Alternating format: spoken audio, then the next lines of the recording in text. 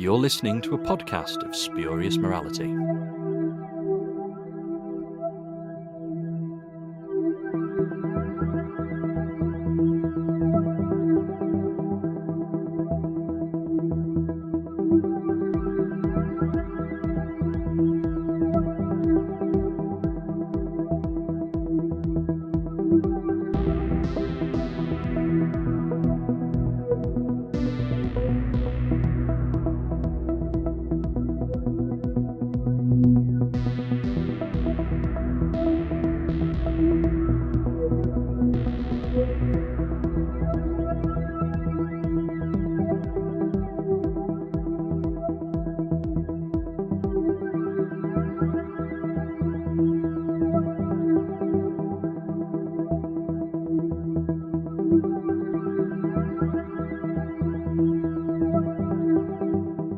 Hello and welcome to a podcast of spurious morality. I'm Johnstone, and this week with me I have Mark.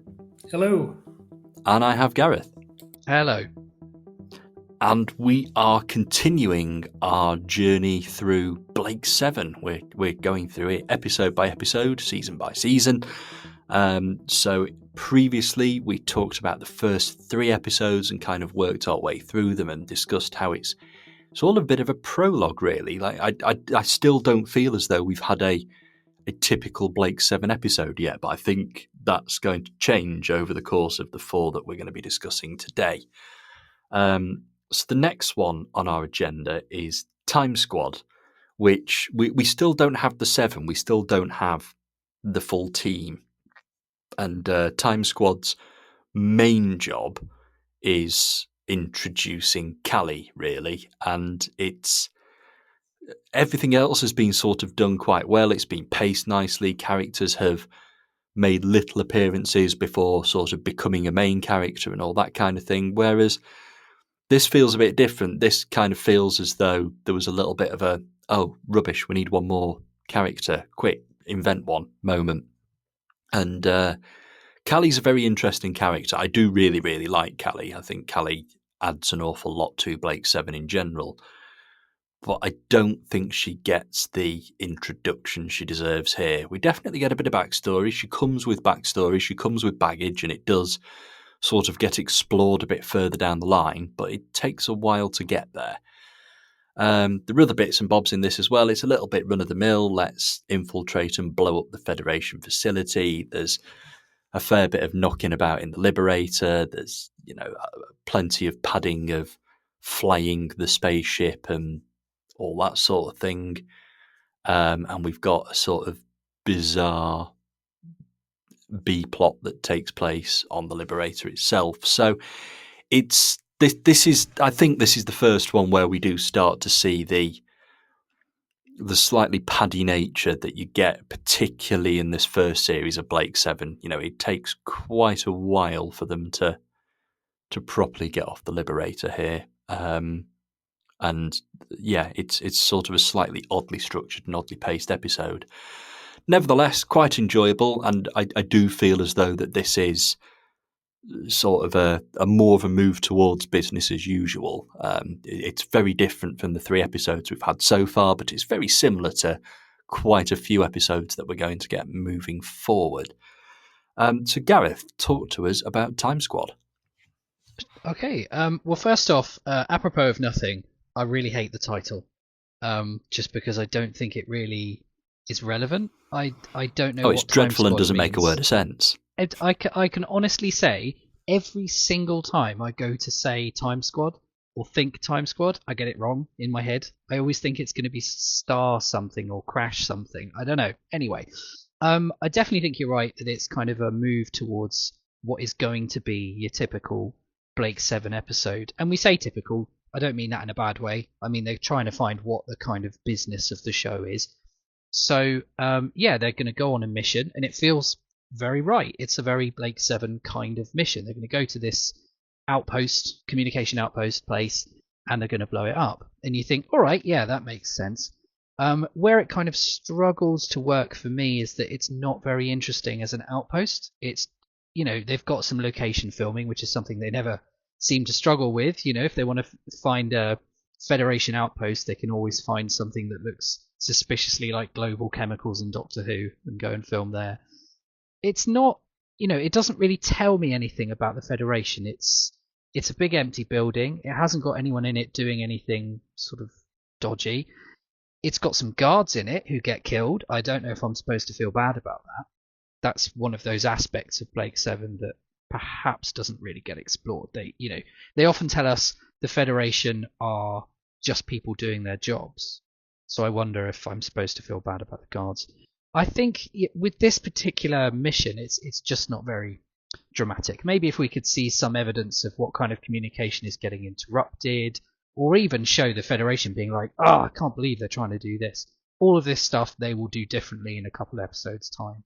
So I don't think it's very interesting as a mission. Callie is fantastic. I love Jan Chapel. She just brings such a different energy to the crew.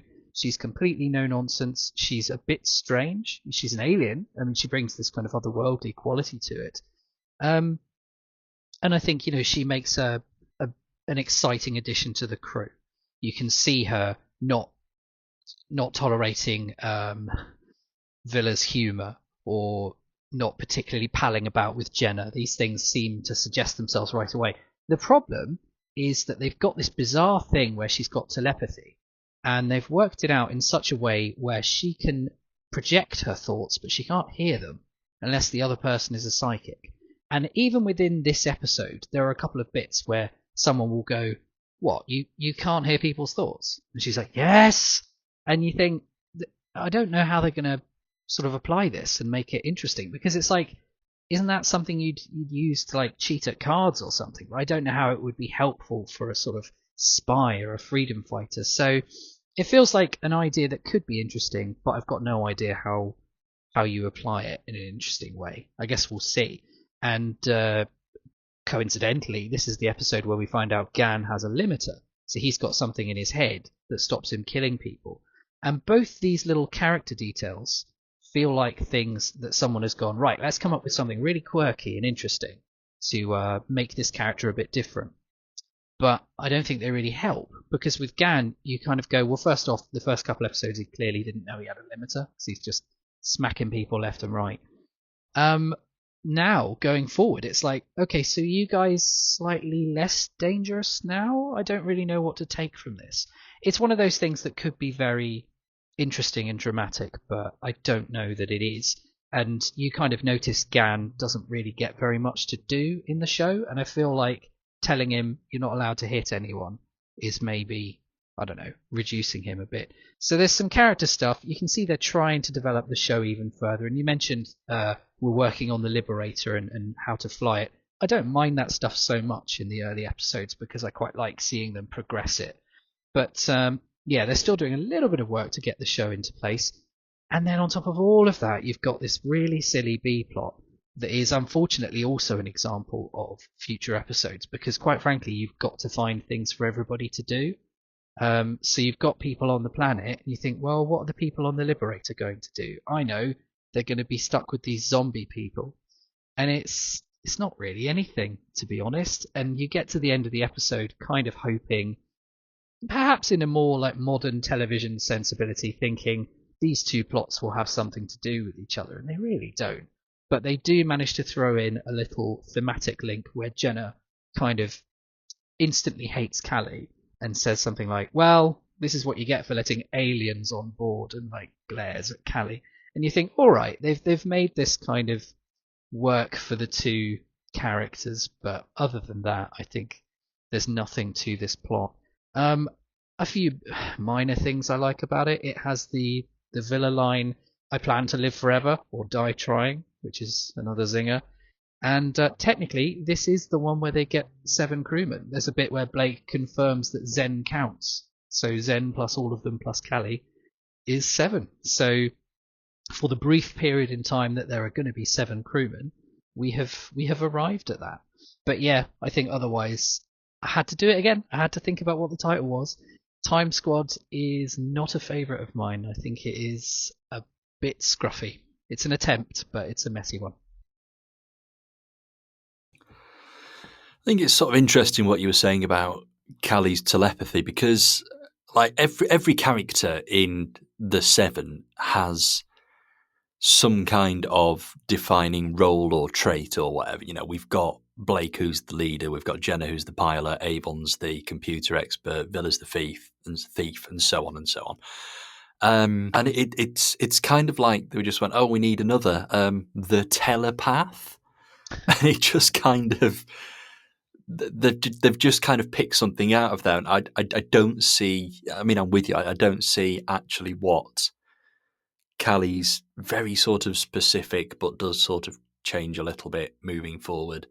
Can't even say the word. Telepathy actually does. But I like the character of Callie, and they by bending the rules a little bit, we do get some good episodes out of her, and there's at least the way for alien influences to easily take over the ship, as seems to happen an awful lot over series 2 and 3. Mark, what about you? Talk to us about what definitely is weirdly named, actually, Time Squad. Well, yeah, I actually quite like it. I can see all the things that absolutely the things you've said about it are true. I don't disagree with any of that. But I think, although it's a very nuts and bolts kind of a thing, there are some quite interesting little bits and pieces in there, enough certainly to make the 50 minutes or whatever it is nourish you, enough along the way to feel like, yeah, you got something out of it. I mean, it was interesting, Gareth, what you were saying there about the sort of Trojan horse element of it, the Time Squad, or whatever you want to call them themselves, the weird guys that end up on the ship and taking it over. You were saying, that really doesn't amount to much in the end, other than to provide a bit of sort of B plot jeopardy, or is it A plot jeopardy? That I think that's one of the issues that it's hard to decide which strand is the more important one in the story. But well, I guess it's the one ultimately that introduces Callie, isn't it? But these guys, it's easy to forget because we know who the final 7 were, that as unlikely as it seems, one of these weird primitive guys could have ended up being like a sort of a Buck Rogers addition to the somebody from a distant age who wakes up, is a bit out of control initially, sort of turns last minute heroic and becomes part of the crew. Ultimately, it wasn't like that at all. They were just these sort of silent stuntmen tumbling about the place, and it was all a bit, in some ways, embarrassing, really. But yeah, I think that's an interesting enough conceit that you might be expecting Callie to turn out to be somebody who betrays them at the last minute, and therefore, which of these scenarios will present an additional crew member. Ultimately, it's her, of course. There's a wee touch of Leela to her, I noticed this time around. I can't. I'll have to watch out for this in future episodes during my rewatch. But she doesn't really tend to do contractions in the way she speaks. So, like, I thought, well, that's quite Leela. And then, of course, we've got Chris Boucher putting his finishing touches on everything. So, the stuff about Gan, yes, I think there's a fairly clunky attempt to sort of build him up a bit into something, and it's never ultimately going to be too great for him as either an actor or a character. But nevertheless, we do have. I think it's very clever actually to have the notion, him seed in this episode, the notion of a limiter, because Zen appears to have a limiter, and he, without saying, "Oh, I've got one of those," until a bit later on, he sort of recognizes that that's the.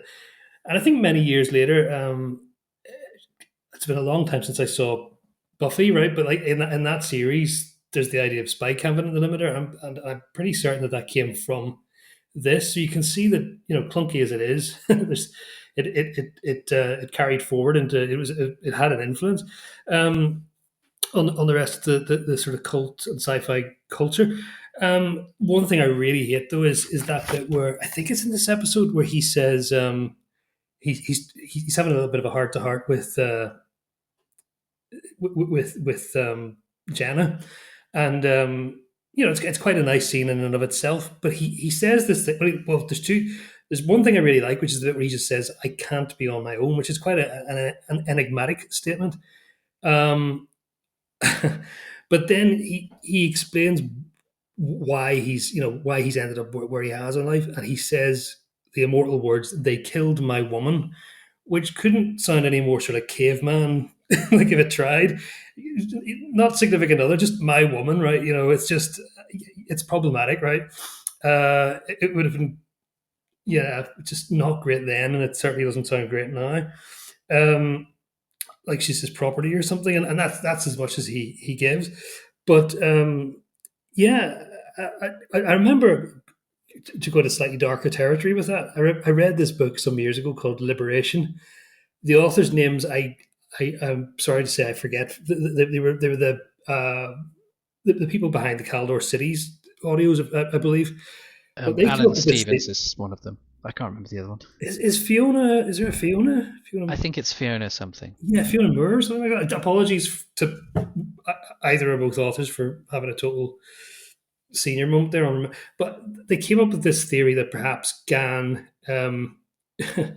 is not as nice a guy as he seems on the surface, and that he's been I don't know how to say it. He's been psychotic towards women, or there's a sort of rampant misogyny there, and he needs, even though the Federation is really the dystopian sort of enemy in this series, they may have had to limit him because of genuinely dangerous impulses towards women or whatever that are controlled when he's got this thing switched on. Personally, I don't quite buy into that, but I remember them picking out evidence in nearly in every single episode he was in to sort of say, well, take a look at this, it's the evidence is mounting. So anyway, I've just thrown that in there because it came into my head when I was talking about him. I certainly didn't mean to speak that much about Gan. I've surprised myself with that one. But yeah, I think overall, it's. Do you know what I really like about it? It's just as a sort of final thing on the character front. I think it's really nice to have a series that this early on is it's quite happy to sort of have its notional titular hero's fallibility so clearly put onto the spotlight and really scrutinized, and very caustically, some of his naivety and strong-headedness just really caustically highlighted. I mean, there's a brilliant comment from, you were talking about witty one-liners from Avon. They're talking about him going to do some part of the mission or whatever. I can't at this point actually remember what it was, but Avon says in terms of it's something like, it's so straightforward, we can't mess this up, and then Avon says, "Well, I'm sure Blake will manage it somehow," and like that. That's brilliant. It's just that sort of really, you've got your hero there, and 4 episodes in, he's been regularly taken down a peg or two by these really scathing, dryly delivered comments. Yeah, I think those are most of the things that come into my mind about this one. Yeah, there was something else I was going to say there, but it's. Oh no! I tell you what it was. The manual docking sequence. I know you were saying before that's a bit of padding in some ways, but I think the way that it's done is actually it's really good. It's really tense. There's really good model work, simple as it is, and there's a lovely bit of business from Darrow there where without anyone else in the room seeing that he's doing this, he takes his hands off the controls at the end, and then he holds them out like almost surprised that they're shaking, because it's the first time really you see that he's not a machine, and even though he will certainly claim to be one, but he's not a creature of pure logic. He was seriously under pressure there, and there's so I think that it's those little, you have to pull out those little bits of gold for yourself from it, because it's not in and of itself a tremendously compelling episode, but there's nice things dotted all the way through. I think it's. I mean, I don't think it's a bad episode. I just think it's a weak template for something that we get done considerably better across the next few series. And I think that's, for, it's more of an episode that serves a purpose than an episode that really does anything. Like the idea of the episode is, by the end of it, Callie's on the Liberator. That's the sort of only thing the episode really sets out to do, and everything else is just background stuff. But in terms of just seeing the Liberator crew functioning as a team and how the Liberator works and what everyone's roles are and that kind of thing, it does a pretty solid job. And I think I know I was a little bit down on Cygnus Alpha last time we did one of these, and I do think this is a better episode. I do think that there's a little bit more to this one, and it feels like it's moving things a little bit more forward, even though it is sort of creating the ground that we spend a bit of time stuck in. So next episode is, again, a very, very different thing to anything we've had so far. For the first time in Blake 7, the main enemy aren't the Federation. We've got the Web, and the Web is the first sort of monster of the week type episode, and it's quite difficult to talk about something like the Web without referring to it as just padding, like it's padding out the episode count. It's another one that's just got loads of really great little moments in, and again, a lot of seeing the crew of the Liberator functioning as a crew, as a team. There's some interesting sort of ethical debate there that never quite gets picked up on as much as it could do. And it has to be said, the screeching from the Decima is just bloody irritating, and actually drags the episode down a fair bit. I'm glad it exists. I'm glad that, Blake 7 is going to explore other things than just the Federation are after us every week. I don't think as an episode it's a runaway success. Like I said, I do find it quite irritating, and it does feel like certain things are only taken so far before they're just sort of ignored, or hastily concluded. But yeah, it's doing something different. It's still a series finding its feet, and now that we've kind of built up our 7, our main characters, it's exploring what can be done with them in this wider universe. And I'm glad we do have sort of other species and aliens and higher concepts and all that kind of thing in Blake 7. I'm really glad every single week isn't the Federation. But yeah, this one just doesn't do very much for me. It's there, it's functional. It's, again, not necessarily a bad episode, but it's just kind of exploring what we can do from this point onwards. So Gareth, talk to us about the Web. I'm willing to bet that the Web is a pretty unpopular episode generally. I've seen it a couple times now, and the first time I saw it, I certainly thought, "Oh God, this isn't good." I haven't massively moved away from that, but I have found things about it that I think are good. I mean, there's some good production stuff in here. I really like the kind of colony or outpost, or whatever you want to call it, on the planet. I love the way it's built. It's these little kind of bubble buildings stuck together. Every time I see it, I think, yeah, there's a kind of argument that's what you would do if you wanted to build something like that. And it's in this creepy forest, and there's this great creepy voice through some of the episode, a sort of controlling voice. I really like that. There's the whole thing about Callie getting controlled, which you've only just got this character in the crew. All of a sudden, she's a potential antagonist, which I think is really kind of exciting thing to do. I mean, we've already had characters show up, potentially join the crew, and then die. So you think, oh, hang on, are we stable with these characters? So having her kind of somewhat taken over is, I think, pretty exciting. I like there's some good Avon stuff in this. There's, not for the first time, there's a bit where he tries to kind of sound out the idea of just making a bit of money. out of this stuff. I think it was Cygnus Alpha where he was telling Jenna like, "Oh, this thing's full of gold and stuff. We should just sell that." And Jenna doesn't go for it, and he's like, haha, okay. And in this one, he kind of does the same thing with Gan about the Liberator. He's like, wow, the technology on this thing's incredible. We should just, like, I don't know, give up and sell it. And Gan doesn't go for it. So you can see Avon making these little inroads. It's a fascinating thing to watch. And another thing I forgot actually to mention in Cygnus Alpha is there's a bit where he points a gun at Blake, and Blake laughs it off. And I really wondered, like, if Blake had not, taken that response, would Avon have taken control of the ship there and then? You don't know. That's the joy of Avon.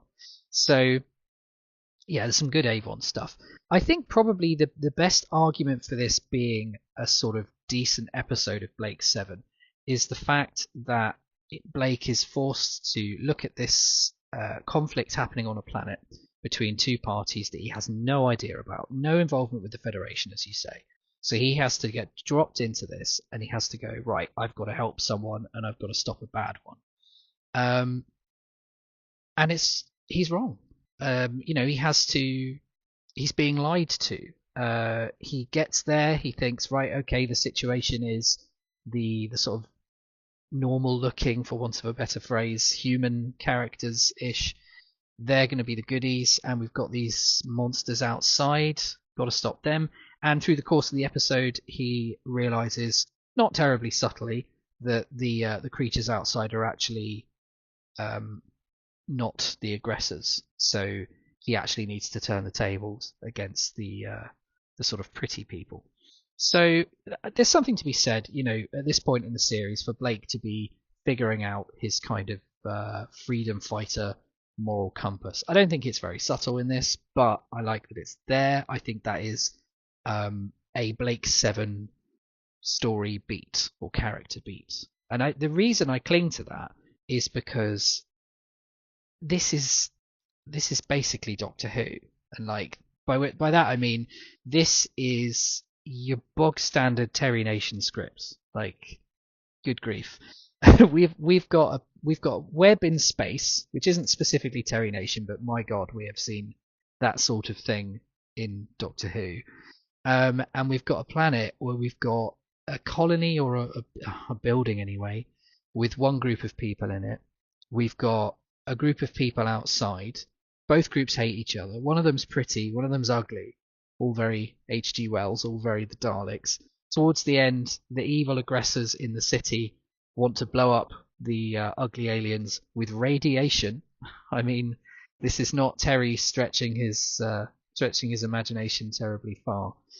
There is something good about this. It's the fact that he has switched the roles, at least. You watch the Daleks or you read The Time Machine. The Daleks and the Morlocks, bad, ugly. The Thals and the Eloi, good, pretty. I'll say this for the Web, at least it reverses the roles. That's more than the Daleks did, So there's good stuff happening here.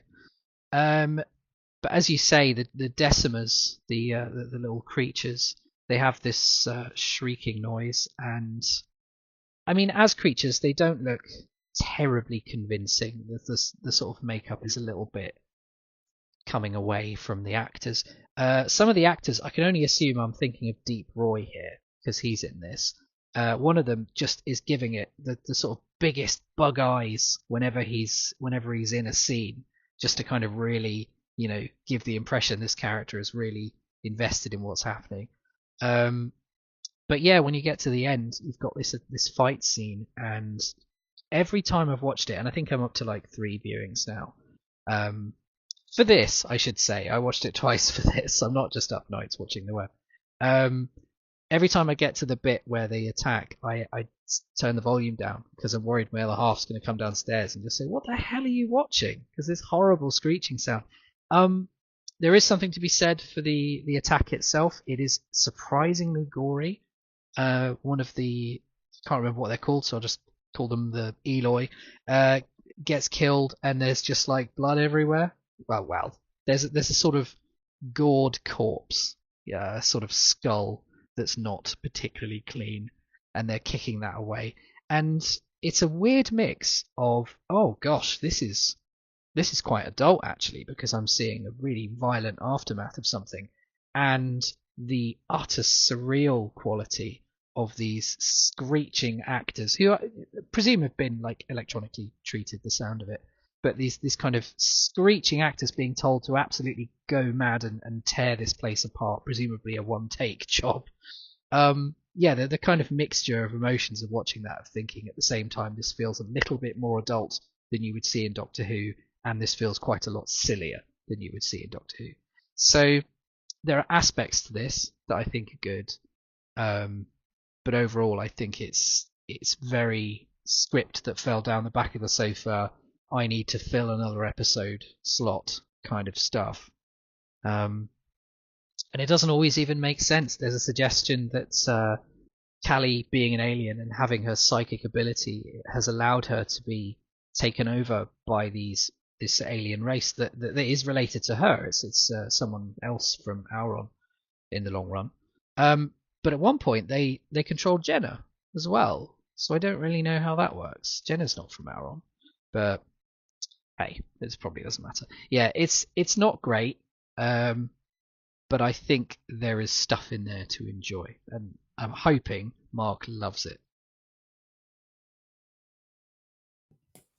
I'm not going to go as far as saying I love it, but I actually have a real soft spot for this episode, and I know probably logic and its general reputation tells me that I should dislike it way more than I do, but I think part of it's just. It's a few things really. I mean, I remember starting this episode when I first watched it on the VHSs back in the day, and seeing as the opening shots that head stuck through a wall with a tiny little puppet body underneath, and thinking this is absolutely delivering on that promise my friend made, or that my friend's father had made, that if I watched Blake 7, I would be rewarded with not just something on Doctor Who's budget, but on something that looks even where they've got even less money, and I looked at that and I thought, this is right up my street. It's so that is so stupid, but do you know what, I'm going to persevere because that's kind of what I'm here for. There's a thing I've always had, and it's, you mentioned Doctor Who before, and I think Doctor Who is kind of the reason for this in me. I have a real liking. Well, let me put it a different way. When an episode is maybe in some respects lacking in terms of sort of plot finesse, or even just, I don't know, just the nuances of the thing, I can forgive it a lot as long as it does atmosphere really well, and this does. I mean, you're talking yourself there, Gareth, about the creepy forest and how well that's realized.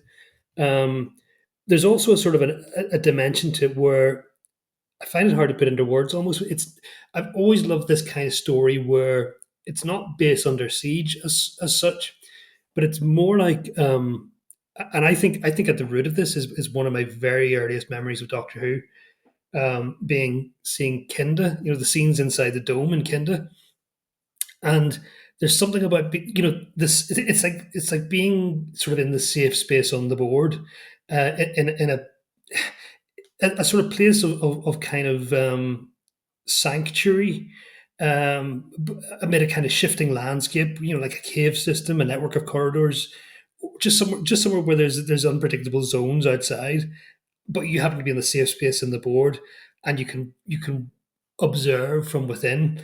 I do you see how that's different from Space Under Siege in a sense? But it's I just, there's something really appealing about that to me, and just that inside outside kind of thing. I mean, just to bring up a couple of slightly less just sillier things really. You're talking about inside the dome. We've got two of the earliest adopters of the new romantic look. I think that there will have been, and there was two in the Lost there, brother and sister, I think, as they turn out to be. You mentioned the Decimas, these sort of wee numpty looking things. That they are silly looking. There's a lot of silly looking things in this, But they do manage to be unsettling in a really quite effective way. I know what you're talking about with the screeching. They are really loud, and in fact, I think we have possibly maybe the first instance, or certainly I noticed in this episode an instance of is it called microphony, where the wires inside the camera vibrate so hard that you start to get these horizontal lines in the screen, and that's happening during them. Those final scenes in the dome where they're smashing the place up. So they must have been really loud, like in situ there. But actually that same scene it's shot really well, really dynamically, because the way the camera comes, it feels very handheld, and a lot of the episode feels like there's quite dynamic look. Well, it's partly location work, but I think just those scenes there, they get in really close. It feels very chaotic. It almost feels, yeah, like you are the cameraman, just sort of like unable to find a point of definite focus in the room amidst the chaos. I think it's in this episode that I noticed that when they talk about Zen, they talk about, they use the pronoun they, and again I'll be watching out because I think later on that becomes inconsistent, and the word he creeps in. I could be wrong, but I think that's the case. But here it's they, and actually that's quite a, I guess, a forward thinking bit of stuff for a series of its era. We've got a reminder here that we're in a universe of hardware and not software, because everything that Avon is working on in that control room when Callie first comes to find him is like hard. There's no software in this universe. It's really interesting to sort of realize that, take that on board. Even Orac later on will turn out to be like the most inconvenient version of the internet, that one person can use at a time ever. And it's interesting that when Callie is possessed, Avon momentarily mistakes that for flirtation, which again is this sort of little chink behind the armor. You just he also does some really. I really like how he does some unpredictable line readings in this. And at one point, I can't remember exactly what it is he says, but almost like Tom Baker, there's this sort of counterintuitive big smile after some quite doomy statement. But yeah, I'm sure Villa really regrets asking for that opinion on his new outfit, because he, as criticisms go, being lamped around the head is pretty severe. Talking of clothes, by the way, I think this is the one where when I looked at the first couple of scenes in it with Gareth Thomas, I thought he just looks like he's wearing his own street clothes in that. And I think they noticed halfway through, because they sort of added bits to that. He's in this like green jumper and a rather neat looking pair of 70s slacks and some hush puppies or something. And then they just later on put these wee sort of extensions onto his sleeves or shoulders or something to kind of go like there. He's not really just wearing a jumper from Marks and Spencer. It's space clothes. Yeah, so I mean, look, there's silly things you can enjoy like that. Overall, I think I just it's one of those things where I find parts of it hilarious, parts of it. I think it's I think it's not this episode. There's an episode later on called Moloch where you get a kind of an echo of the same sort of unintentionally hilarious main villain, where like I think Paul Darrow talked about it as the episode where his enemy was a piece of Kentucky Fried Chicken or something, as he put it. And this isn't quite that bad, but it's the head stuck through a wall with the tiny wee bodies. Well, it's quite a neat little effect with the water bubbles. You can see how they've done it, but anyway, so it's full of little it's a real patchwork of just silly stuff, funny stuff, and actually quite well done atmosphere stuff. And yeah, I think that's mostly what I have to say about it. It definitely has good bits. It definitely has an awful lot going for it, but it's definitely a certain type of episode. Like I say, it's a bit sort of monster of the week. Let's explore the weirder bits of the galaxy type episode, and it's something that is done better moving forward. But this is our first glimpse of that kind of episode. I think the biggest problem I have with it is everything we've had so far, to some degree, feels like there's a bit of momentum behind it. You know, that sort of prologue of the first 3 episodes we talked about. You know, not Seek, Locate, Destroy. We're not there yet. Time Squad, stupidly named Time Squad. It still introduces a character. It still serves its purpose in what it does.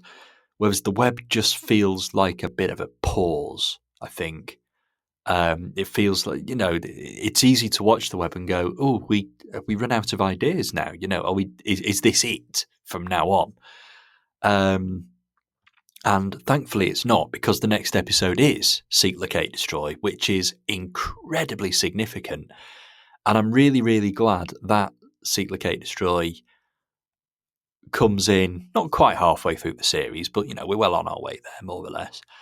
And it changes things up again. It adds a lot more to the series, and I think it's what Seek, Locate, Destroy adds that really does make Blake 7 viable as something beyond the number of episodes we've had so far. Like, okay, we've got our team, we've got the Faceless Federation, we can pop off and do a little side quest every few weeks if we need to.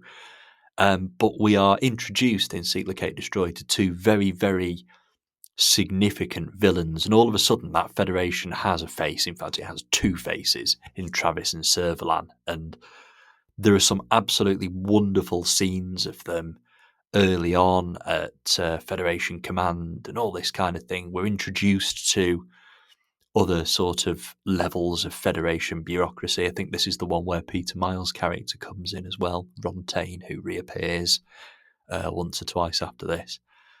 And this feels like the episode where it all sort of clicks together and we finally go, right, this is where it's going. This is what this series is.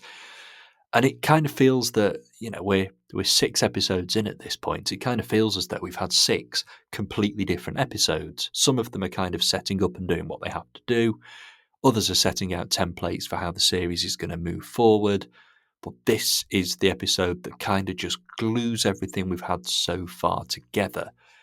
The stuff with the regulars is fairly straightforward, but again, this is an episode with a purpose, and the purpose is to introduce those 2 villainous characters. Travis is just set up perfectly. Like, Travis feels like a very, very real threat, straight from the get-go. And I think Servelan takes a little bit longer to develop into the Servelan that we know and love or despise, or however you feel about her. But straight away, Travis is Travis. Travis is exactly what the series needs. It's a fun enough episode. It doesn't have the sort of hanging around the Liberator padding. In fact, we're off straight away. Start of the episode, we're on a mission. We're in the right location. We know what we're doing. We're on a mission. And it's the fallout of the mission gone wrong. But instead of all of those scenes sitting around on the Liberator waiting for the episode to start, we've got all of the stuff at Federation Command. We've got all the stuff with Servelan and Travis, and it's great that it uses that time to introduce them so well. I'm a big fan of this one. I think it's the episode the series needed at this point. I think that, holding off introducing your 2 main villains until just before the midpoint of the series is an incredibly smart move. I think it's genuinely something that really makes this first series work, and it's an example of very good pacing across those 13 episodes that we're perhaps not treated to as often as would be ideal. So yeah, not a great deal for the crew to be doing in this one, but that's not the purpose. We're getting Servelan and Travis, and they are introduced so well. They're introduced as well as Blake was, as well as Avon was, and 2 very, very strong characters, one of which will be very significant for 2 series, one of which will be very significant for the entire run of Blake 7. So, yeah, good episode. I like this one. What about you, Gareth? Yeah, agreed. I think this is, well, I think of it as basically Time Squad Mark II. It is very much your typical Blake 7 episode in the best possible way. This is the crew knowing what they're doing. They've got a mission. It's a dramatically interesting mission. There are people everywhere. We are very clear throughout the episode of the importance of what they've done. We see people, not just guards, reacting to the fact that they don't know what's happened here. When they realise what Blake's crew have done, it's important. So all of that, I really love that has stepped up. I love that it starts in media res. It starts with the mission underway. I think that is often a great help to a script, is to just go, cut all the faff, get on with it. And it feels like the crew all have something to do. They're all, pitching in. And the mission is a good example of Blake, using his noggin. He's got a good idea. He's going to blow the place up in order to disguise the fact that he's stolen something that he can use to monitor their communications. And the mission almost goes perfectly until Callie is left behind. And again, we're kind of going, hang on, what's happening with Callie? Or rather, on a wider note, like, oh no, could the crew get killed? I don't know, because all of a sudden we're leaving one behind, which is a little embarrassing when you think that someone is physically sat on the Liberator pressing the button to beam them all up, and they didn't beam up one of them and didn't notice that. But they're very busy, it's fine. So, and that leads to some pretty good crew conflict. You've got Blake immediately going, I've never been in this situation before, we're going to go back and get her. And Avon, interestingly, by this point, has kind of invested in what they're doing, to the extent that he says, look, I'll do this and I'll go along with you, but that's stupid what you're suggesting. I'm sorry Callie's gone, but we need to do the smart thing and leave her and get out of here. And, it's horrible. It's cold, but he's not wrong. And I think that's interesting. We've reached a point where Avon gives a damn about what they're doing, to the extent that he can think of better ways to achieve what they want to do. Obviously, Blake, is going to go back and get Callie, and that goes surprisingly well.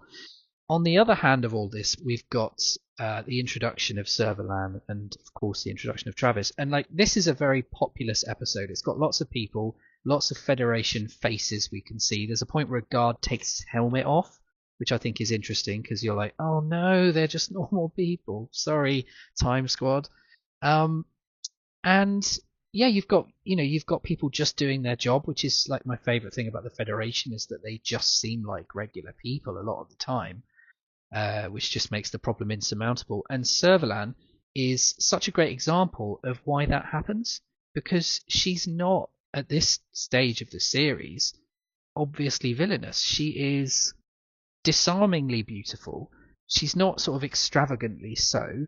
She's not dressed like a bombshell or anything. She's got quite a sort of cute, neat little haircut. And she's, gently flirty with people to kind of get them on side.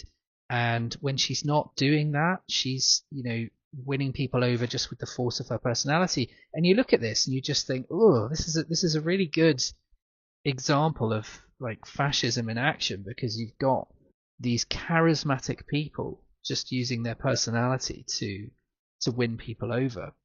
And it's not just her. When we eventually see Travis's he's organised the crew of this station to figure out what Blake has done.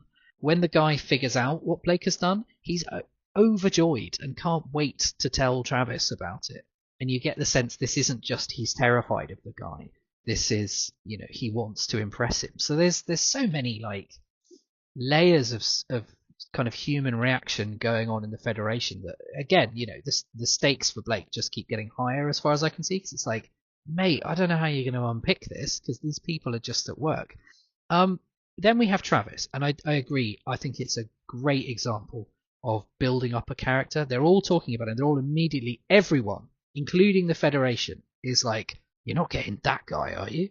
Like, oh no, he's the worst guy you could possibly get. What a loony. He'll kill us all. And that's so brilliant, because it just immediately puts you in the headspace of like, oh no.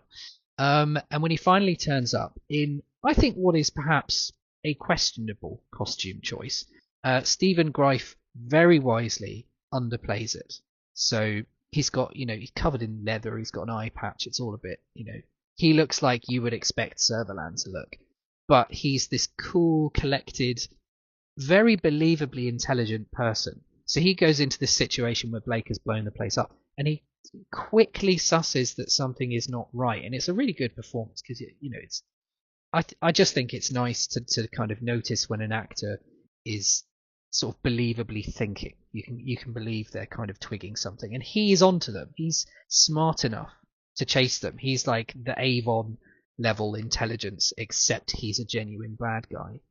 And I really like that. He's quickly like, oh no, I've got their plan, and he's one step ahead of Servelan. He's like, oh no, don't tell them that we've changed the sort of cipher. That will tell them what's happening. Let's use this to our advantage. So I love that. And he's got Callie, and he can he use her as bait. He knows that Blake will come and get her, and all of that I think is fantastic. I think one of the only kind of bum notes of the episode is the fact that this is the first time we meet Travis. He's incredibly built up as this threat, and the first plan he comes up with doesn't come off. I think that's unfortunate. I think he should have got like a victory of some description. Blake and co, they're able to sneak in quite harmlessly. They're able to get Callie quite easily. And when Travis pulls the old, he's got a gun. I can't remember. I think it might be Callie says, "Oh, we duck," and Blake ducks, and he's fine. And you just think, that's a little. I wish he'd succeeded to more of an extent. Even possibly controversial. Maybe killed one of them. Maybe you could go into the episode thinking, "Oh God, are they going to rescue Callie?" And then you get to the end and they rescue Callie. Oh, phew! Everyone wipes their forehead, and then he kills Gan or something. I think that would have really, really cemented this guy as like, oh my God. Whereas instead, although I love him, I think he's great. I think it's a tremendous performance. There is an element of like, oh, next time Gadget at the end of the episode, and you kind of think, not entirely convinced by this guy. So some of the handling could be better. And the only other thing I think is interesting but unfortunate is there's the question of Blake's amnesia. So his memories were wiped before the first episode of the series. He doesn't remember being a freedom fighter. All of this is Blake 7 2.0. This is his second go at being a freedom fighter. He just doesn't remember the first one. And when they mention Travis, Gareth Thomas just goes, "Travis? Oh no, I thought he was dead." And you kind of go, hang on, what? And then a few scenes later, it's revealed quite offhandedly that his memories are just sort of dribbling back. And he's like, oh yeah, no, I remember that now. And I can't help looking at that and thinking, if this was made today, I think that would be a high point for the episode, would be him remembering. Like, you could even have someone says Travis, he goes, Travis! And, we just see a flashback then and go, that's the point where he gets his memories back. But instead, it's one of those little character beats of the series that I think they weren't terribly clear about in the first place. And then they get to here and they go, you know what? Don't worry about it. He can remember stuff now. So I think from here on in, he just pretty much remembers stuff. So don't love that. But on the whole, this is so far, this is the episode of Blake 7 I would point somebody to if they wanted to know what the series is about. What's a good one?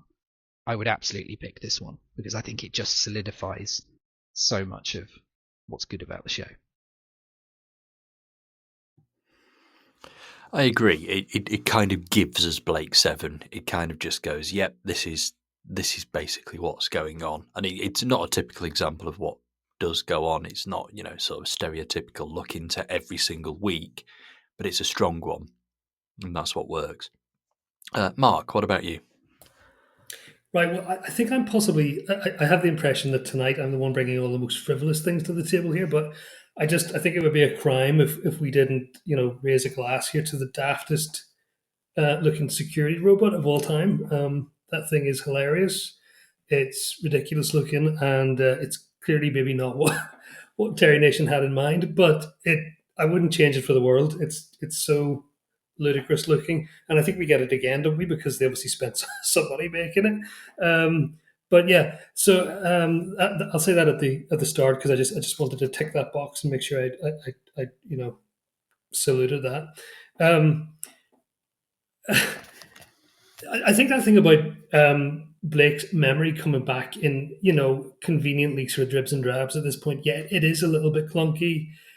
I think it's also somewhat unavoidable. But I think what really rescues that particular uh, piece of like connective tissue or whatever you want to call it in the script is that, and this just shows that it's not Paul Darrow who gets the best lines every episode. There's a moment where he caps that all off by saying, they say to him, well, look, your memory's only coming back slowly here. Are you going to recognize this guy when you see him? And he says, oh, the man who shot 20 of my friends, or is it 50 of his friends? Oh, I'll remember him.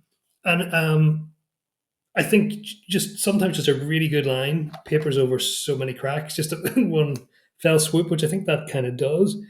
One of the one of the things I really enjoy about Blake Seven is it's a series where clearly they have a very, very limited budget, but oddly enough, the aesthetic that they need for to depict the grimness of this dystopian world is, it's conveniently cheap. You go and you find an old disused biscuit factory somewhere or an old gasworks, and here we are in like an absolutely like textbook Blake Seven sort of running around a factory sort of setting here. And again, I love all that. It just suits it so well. The film always looks grainy and grim, and the places always look dilapidated, and they don't need to be anything else. In fact, they need to be exactly that. I just think that works so well for the series, and it's just as well that it does. We also have, again, back to the frivolous here, the debut, I think it is, of the little sort of plastic lunchbox they run around with tools in when they go on away missions. And at this point, they're still wearing this sort of Robin Hood kind of. Well, Blake's always in the Robin Hood green, and then the others are sort of in sort of similar little away outfits. But at some point, they decide, no, it will just be a bit of a fashion show instead. But we're still in half sensible territory in that regard. I think in terms of that scene, the sort of the away mission at the factory. Sorry, I'm saying factory, but you know what I mean. There's a curious moment, and it's when Villa takes this real gamble. He strolls up to a couple of guards and he goes, "Hello, I'm here to break into your facility." And da, da, da. Now, if this was Doctor Who and it was Tom Baker sort of insolently sort of sauntering up and bewildering people with his strangeness, you wouldn't fear for his safety. But you sort of, in my case, I was like, in this case, or rather, I was kind of thinking that is a very, very chancy move. They've clearly pre-planned it. It's not improvising, and it just strikes me as a bit odd that Villa would put himself in that situation. So it's one of two things. It's either a bit of a flaw in the script, or it's a bit of a brilliance. A brilliant thing to seed early on, the idea that he can really dig deep in extremis, find his nerve, and then he'll freak out about it afterwards in some kind of like PTSD moment. And I think that's a very Villa thing. He's got harder steel in him than he would let on, because it suits him not to let on, but it is there. I mean, it's there to the very last. I'm thinking of even the final scene of all of Blake Seven now, where he does something particular. Just came into my head there, but where you've got those things, the sort of apparent cowardice and the sudden viciousness all in one smooth move. But anyway, so yeah, as you say, we get Servelan's first appearance here, and I know you've both mentioned probably all the main things that need to be said about that, but I'll just sort of pull two separate aspects he's each talking about there together and say, I think it's really a really neat thing they did, where a very clever thing they did, where we first see her talking to the bureaucrats, and then we see her flirting with Ray, the sort of soldier that she's clearly been having a bit of a thing with, and then only then do we get Travis come in as a third element. So by then we've seen her be kind of quite, she's very, very silver tongued, but there's threats buried just beneath all of that smoothness. So she's got the sort of steel fist and a velvet glove thing right out of the gate. But then you can also see the way she can manipulate and seduce and all this sort of stuff with Ray. And then by the time Travis arrives, you're kind of a bit, you've almost seen her full armory of collective charm and veiled threat and also direct challenges that she's equally capable of. Her instincts are always on the money for what she needs in any given situation. So I think that kind of covers most of it. And I don't want to start repeating things you've already said. Can I just end with bookend the frivolous with the frivolous again here, because when we do see Servelan's office there, it's a good set, nice stark white set, mirrors her outfit well, and contrasts well with Stephen Greif's sort of getup. But what do we see as the main part of the set? It's if we needed proof that a lot of the same people involved in this were involved in Doctor Who, we have those walls. That piece of wall that you will see over and over and over again, that particular pattern, that sort of latticed wall stuff. There it is, like an old friend. It makes you feel comfortable straight away because you're like, oh, there's that. So yeah, I'm going to stop talking now because I'm just getting into quite peripheral stuff at this point. I do love seeing that wall. Is it Adric's room in the TARDIS that it's sort of most prominently used as in Doctor Who? Yes, definitely there. Yeah.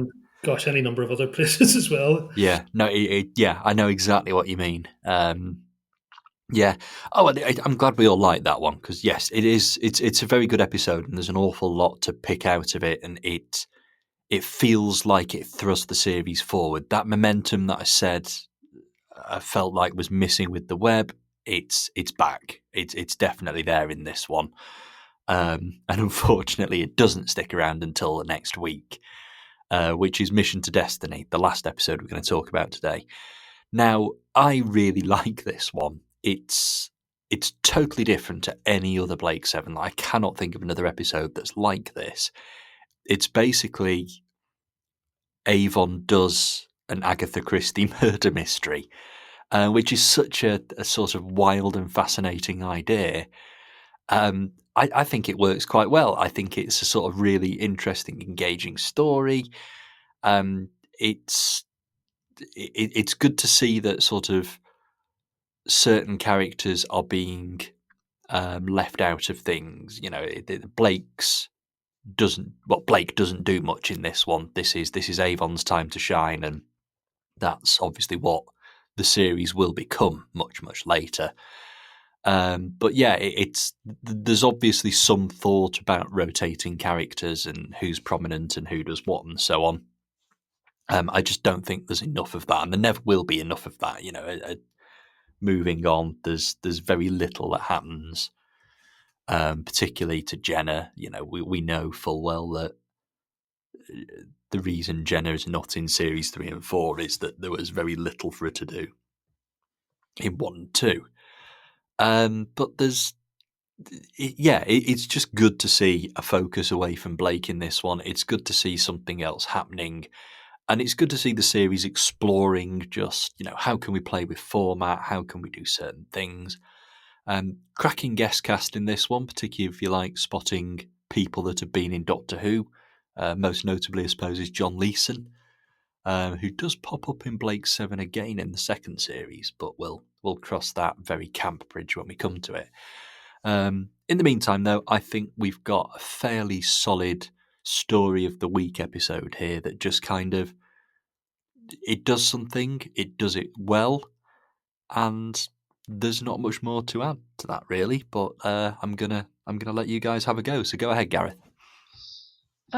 So I think there's, in terms of it being of the week, I think like the web, there is something a little bit to be said for this as being part of Blake 7, which is this is not the Federation. This ship is not from a Federation world. They specifically say that the Federation tried to get them like incorporated into their group, and they said no.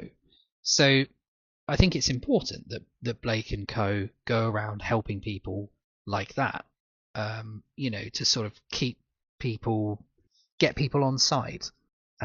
It's not just about getting rid of the Federation. You've also got to endear yourself to the rest of whatever the galaxy. I don't really know what it all looks like in Blake 7, but so I think it has that going for it.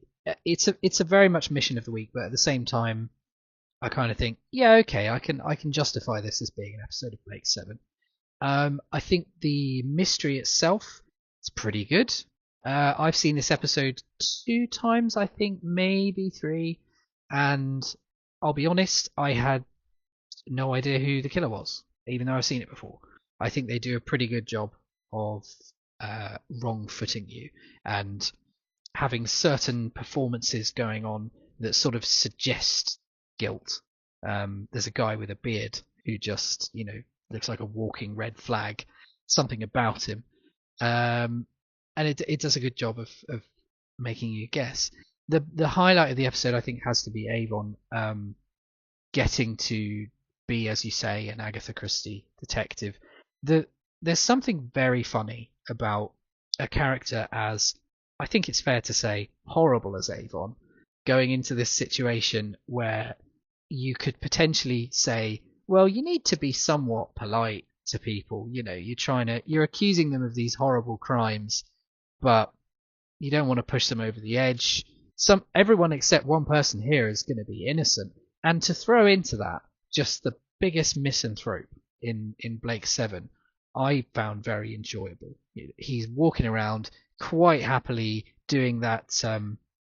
Mark, you mentioned Paul Darrow does this kind of Tom Baker grin after saying something, we're all doomed, or some dreadful insult. I think he does a fair bit of that here. So I think he's enjoying himself. So there are definitely aspects to this that I think are worthy. I don't think it's a dreadful episode by any stretch. I will say, though, overall, much like The Web, this does feel very, I need to fill a slot. What have I got in the slush pile kind of thing. It's a murder mystery in space, which I guess I've nothing against them trying it.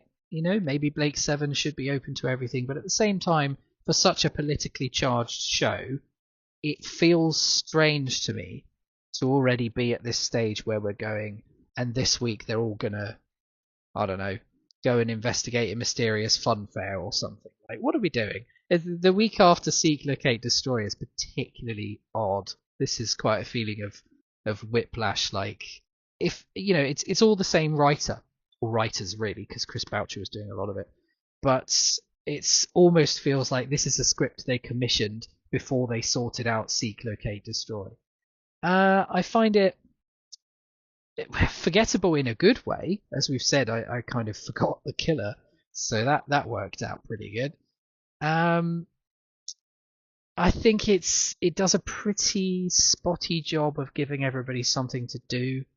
As you say, the focus is on Avon, not on Blake. That's not a bad thing in itself, by all means. Avon is, quite frankly, more interesting as a performance, I find. But nobody else, apart from Callie, is really doing anything of interest, I found. Plus, Blake ferries this package for several days in the Liberator without checking if there's anything in it, which I think is just, that's not very bright, is it? Like, it's a plot point that there's nothing in there, which works great. I didn't think, Blake, you should check it, but the moment we got to that part of the plot, I thought, actually, yeah, why the hell didn't you look inside? So it's not Blake's shining moment. Yeah, it's fine. I think for me it's just a bit of fluff. The sort of thing I would expect when the show is a couple years in. At this stage, it feels a little strange to me to be this open to like fluff episodes, but maybe that's exactly because it's early days and they haven't really, as we say, nailed down the rhythm of the show. But it's fine. It's a decent 45 minutes. It's not one of my favourites. I think I always get the feeling with this first series that it's very much, okay, how do we get 13 episodes out of this? I think by the second series, we know what we're doing, we're heading in a direction, we've got a storyline and all that kind of thing.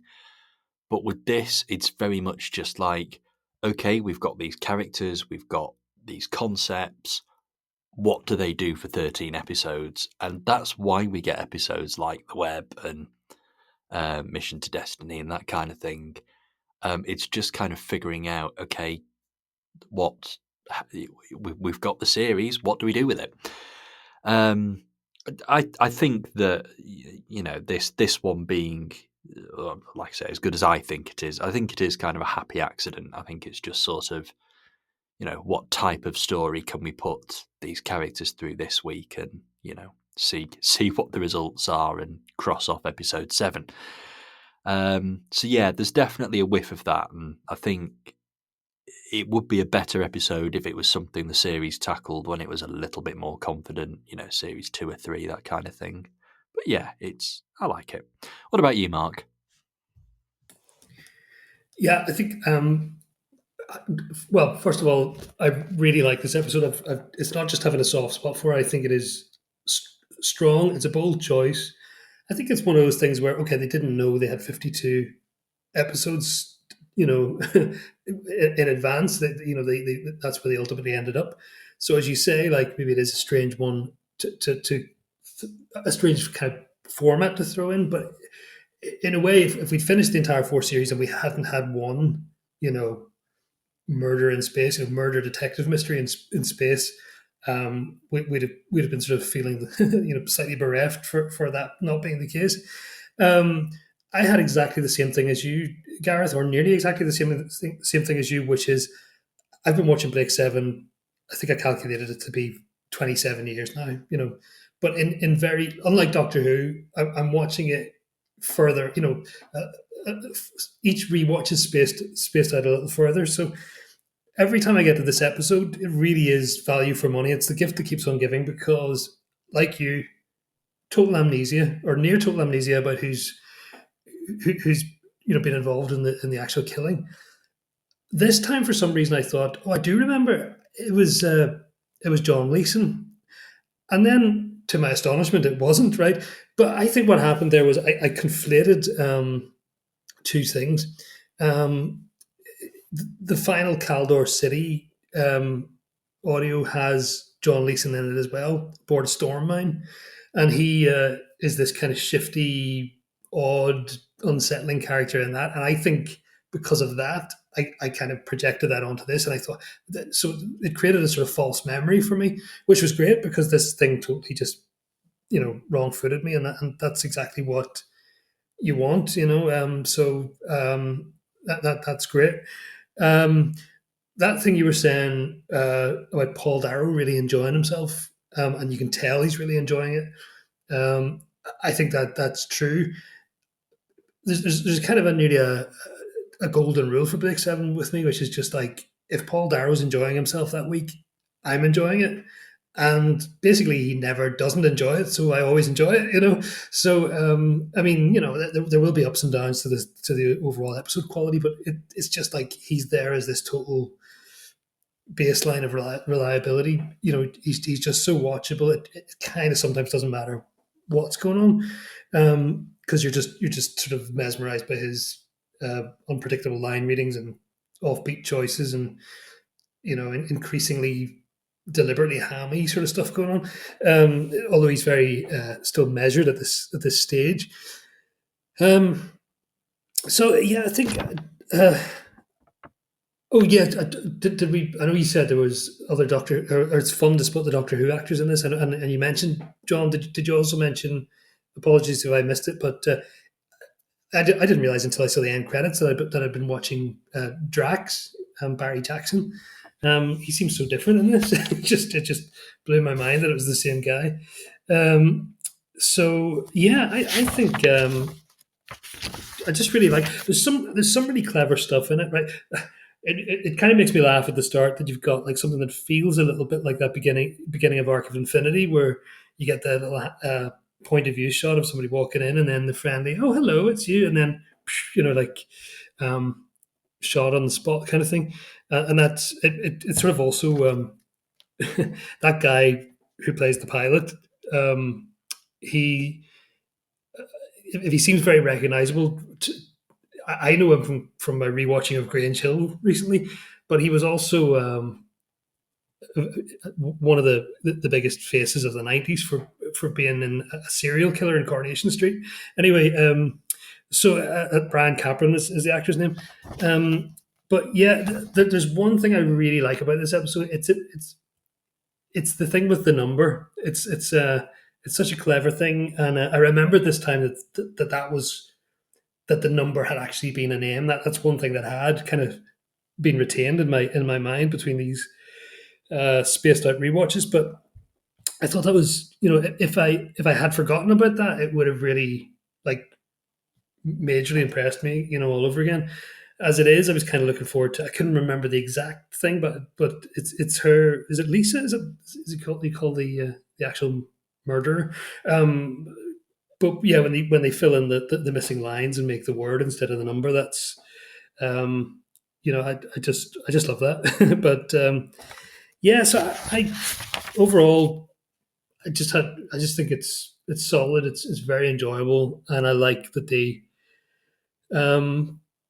did that. Just as it was always going to be a one-off. You do that sort of episode once, and then you don't do it again. But I'm glad they included it. Yeah, there's just a lot to find to like in there, I think, and it's those little moments, and it is a good cast for a Doctor Who fan to sort of spot people he recognise and all this kind of thing. Yeah, it works. I think this is a standalone episode that's an absolute success, and I'm not convinced there are too many of those in the first series. I mean, we're more or less done with the standalone episodes now. Like the everything else from this point onwards is fairly storyline. Well, not necessarily storyline heavy, but Federation heavy. And now we've got Travis and Servelan. We're going to be seeing them quite a bit more and all that kind of thing. So it's going into the next episode we do of this, it's kind of going to be like talking about a bit of a different series again. But I'm enjoying it so far. We're halfway through the first series, and we've been treated to a huge variety of stories, and it's still finding its feet. I really do think it spends this entire series finding its feet. It's almost like a series of pilot episodes. But there's just so much to enjoy in there, and it's a great journey. And we need Series 1 to reach the coherence of Series 2 to roll it on, I guess. So that's all we've got time for. But it's been good to revisit this first series of Blake 7, and like I say, we're more than halfway now. So we'll return to discuss the next batch of episodes soon. But in the meantime, I will say thank you and goodbye to Gareth. Goodbye. Thank you. And thank you and goodbye to Mark. Cheerio. And we'll be back for more podcasting very soon. Goodbye now.